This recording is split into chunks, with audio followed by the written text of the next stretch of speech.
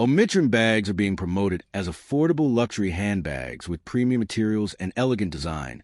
But the real question is whether they actually deliver that luxury feel, or just look high-end online. Now, the idea behind this isn't completely fake. Many smaller fashion brands sell stylish bags online, without being widely known, and some do offer decent quality for price. However, here's the key point.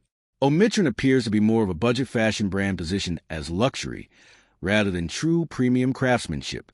There are some positives. The bags often feature trendy, minimalist designs, affordable pricing compared to luxury brands, decent appearance in product photos. For casual use, they may look good and feel acceptable for price. That said, there are a few concerns. First, materials and build quality may not match luxury expectations. Bags in this category are often made with synthetic leather or lower-cost materials, not genuine high-end leather. Second, brand credibility is limited. There's little verifiable history or strong reputation, which is uncommon for real luxury brands. Third, expectations versus reality.